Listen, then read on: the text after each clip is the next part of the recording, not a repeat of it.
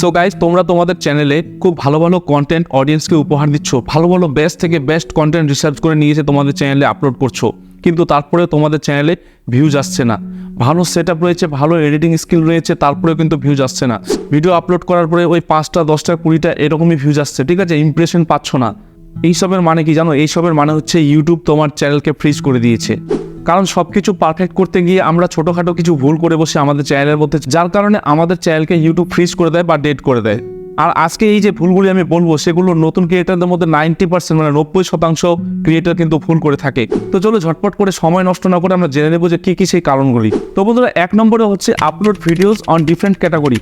তার মানে এই ব্যাপারটা একটু খুলে বলি যে আমাদের মধ্যে যে নতুন ক্রিয়েটাররা ইউটিউবে আসে, চ্যানেল ক্রিয়েট করে, তারপর ভালো ভালো ভিডিও আপলোড দেওয়ার চেষ্টা করে। প্রথম অবস্থায় কিন্তু 1-1.5 মাস খুব ভালোভাবে তারা কাজ করে, এত সুন্দরভাবে কাজ করে এবং এক্সপেকটেশনটা তাদের অনেক হাই থাকে যে আমি ইউটিউবে কাজ করব, আমার ভিউজ আসবে, সাবস্ক্রাইবার আসবে এবং টাকা আর্নিং করব।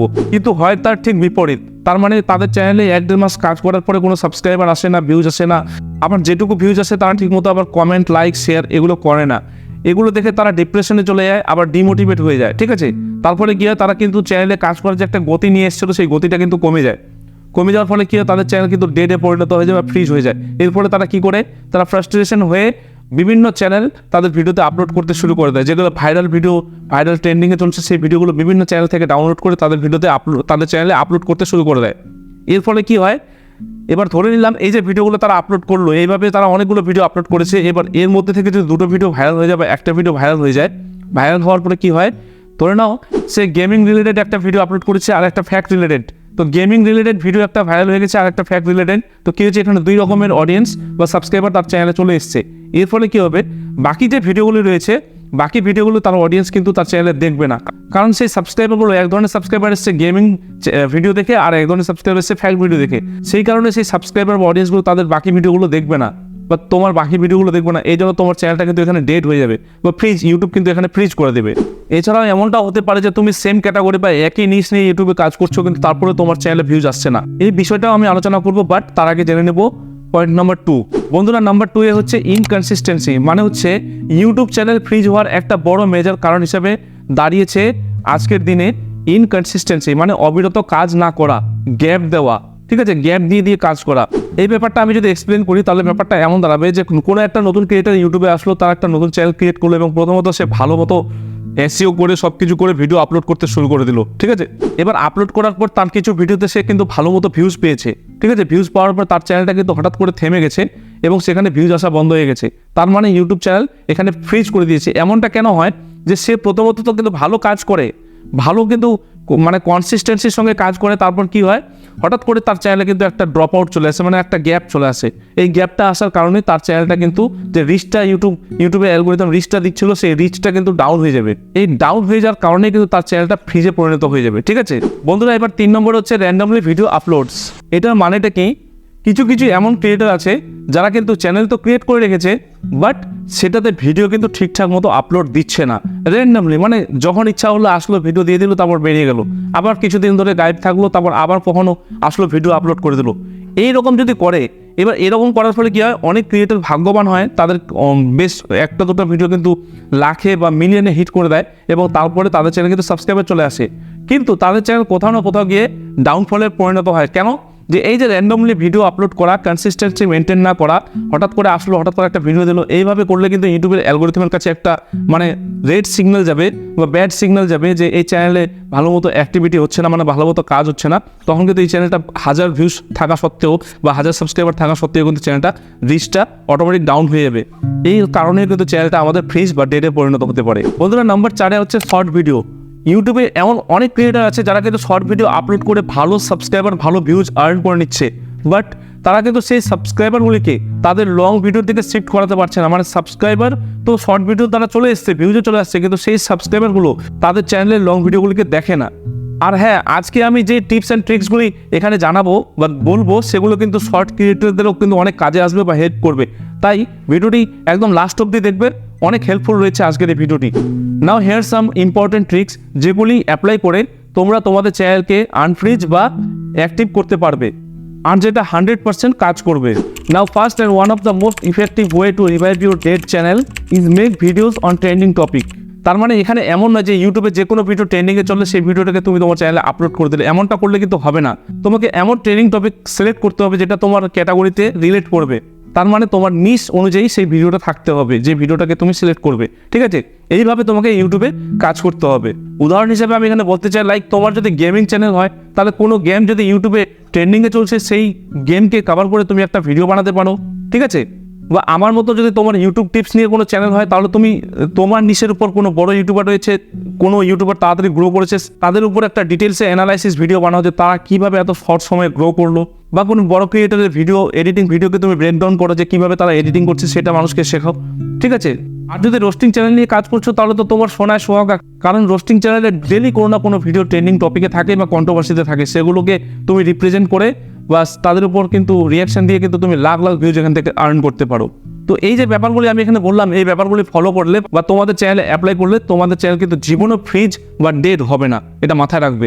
কারণ এইগুলো সব ইউটিউব অ্যালগোরিদমের খেলা। বলছে কিভাবে, ধরে নাও তুমি একটি ভিডিও আপলোড করলে এবং ইউটিউবের অ্যালগোরিদম তোমার সেই ভিডিওকে 10,000 লোকের কাছে সাজেস্ট করলো, 10,000 লোকের মধ্যে 1,000 লোক তোমার সেই ভিডিওতে ক্লিক করলো, তাহলে কি হবে?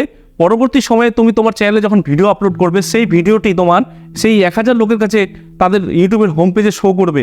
এই জিনিসটা হয়তো তোমরাও এক্সপিরিয়েন্স করেছো যে আমরা যদি কোনো চ্যানেলের বা কারোর ভিডিও দেখি, তাহলে অটোমেটিক্যালি তার বাকি ভিডিওগুলি আমাদেরকে সাজেস্ট হতে থাকে আমাদের হোম পেজে, ঠিক আছে? তাহলে এখানে ফায়দাটা কি হলো, যে এরপরে আমরা যখন পরবর্তীতে ভিডিও আপলোড করবো, তো chances are very high that সেই ভিডিওতে তারা ক্লিক করবে এবং আমাদের ভিডিওগুলি সম্পূর্ণভাবে তারা দেখবে।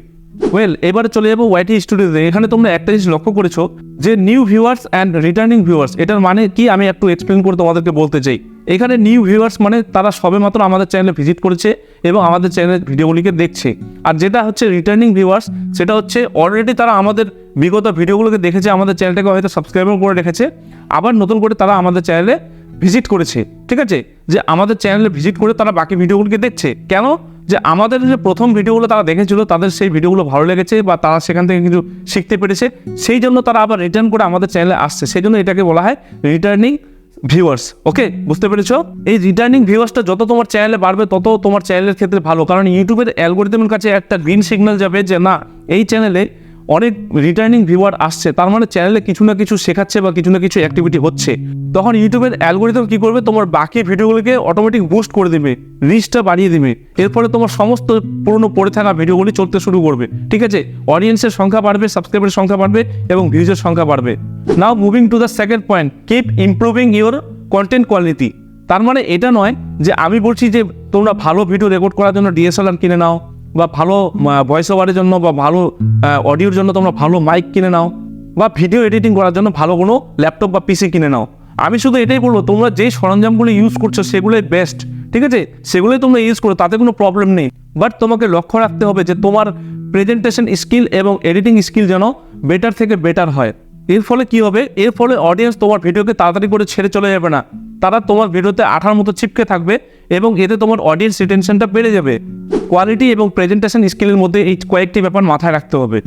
1 নম্বর হচ্ছে অডিও কোয়ালিটি, 2 নম্বর হচ্ছে ভিডিও কোয়ালিটি এবং 3 নম্বর হচ্ছে এডিটিং এবং 4 নম্বর হচ্ছে অফকোর্স থাম্বনেল। এই 4টি ব্যাপার প্রত্যেকটি ভিডিওতে তোমরা অ্যাপ্লাই করতে থাকো, দেখবে সময়ের সঙ্গে তোমাদের মধ্যে অটোমেটিক্যালি ইমপ্রুভমেন্ট হতে থাকবে। And now the third point is consistency. I know that consistency maintain করে রাখাটা ইজ ভেরি হার্ড, বাট তবুও আমাদেরকে ট্রাই করে যেতে হবে। বিকজ কনসিস্টেন্সির কারণে আমাদের চ্যানেল তথা আমাদের ভিডিওগুলি রিচ অনেক গুণ হারে বেড়ে যায় এবং এমনটা করলে আমাদের চ্যানেল সারা জীবনে ডেড বা ফ্রিজ হবে না। এবারে তোমরা ডিসাইড করে নাও যে সপ্তাহে 2টি বা 3টি ভিডিও তোমাদের চ্যানেলে অবশ্যই আপলোড করবে, কারণ ইনকনসিস্টেন্সি কিন্তু ভালো র্যাঙ্কের চ্যানেলগুলোকে কিন্তু ডেড বা ফ্রিজ করতে সময় নেয় না, ঠিক আছে? Now moving to the last point, proper SEO. এসইওর মধ্যে টাইটেল, ট্যাগস, ডিসক্রিপশন, এই 3টে জিনিস পড়ে, এটা তোমরা সবাই জানো। এই এসইও তোমার একটি ভিডিওকে রাইট অডিয়েন্সের কাছে পৌঁছাতে সাহায্য করে। সুতরাং তাই তোমাকে ভালোভাবে রিসার্চ করে এসইও করতে হবে তোমার ভিডিও বা তোমার চ্যানেলের মধ্যে। এবং এই এসইওর উপরে আমি একটি ফুল ডেডিকেটেড ভিডিও বানিয়ে রেখেছি, আমার চ্যানেলের মধ্যে রয়েছে, চাইলে তোমরা সেখানে গিয়ে দেখতে পারো, আর না হলে স্ক্রিনের উপরে পেয়ে গেছো, এটাতে ক্লিক করে তোমরা সেই ভিডিওটিকে দেখতে পারো। সো আজকে আমি যা কিছু বললাম, এটা আমার 7 ইয়ারের এক্সপিরিয়েন্স রয়েছে ইউটিউবের মধ্যে, কারণ এই চ্যানেলটি আমার প্রথম চ্যানেল নয় যেটিতে আমি কাজ করছি। এছাড়াও আমার বেশ কয়েকটি চ্যানেল ছিল বিগত দিনে, এবং এটা ছাড়াও আমার আরও একটি চ্যানেল রয়েছে যেখানে আমি ফ্যাক্ট রিলেটেড ভিডিও নিয়ে কাজ করছি, এবং সেই চ্যানেলটি আমার মনিটাইজ রয়েছে এবং সেখান থেকে আবার আর্নিংও হচ্ছে। তাই সেই সমস্ত এক্সপিরিয়েন্স তোমাদের সঙ্গে শেয়ার করলাম। তাই এই টিপসগুলিকে তোমরা অবশ্যই ফলো করবে, এটা 100% ওয়ার্কিং, 100% তোমাদের চ্যানেলে কাজ করবে। আজকের ভিডিওটি এই পর্যন্তই ছিল। আর যদি তোমার কোনো মতামত থাকে তাহলে ভিডিওর কমেন্ট সেকশনে অবশ্যই জানাবে। বাকি দেখা হচ্ছে নেক্সট ভিডিওতে। Thanks for watching.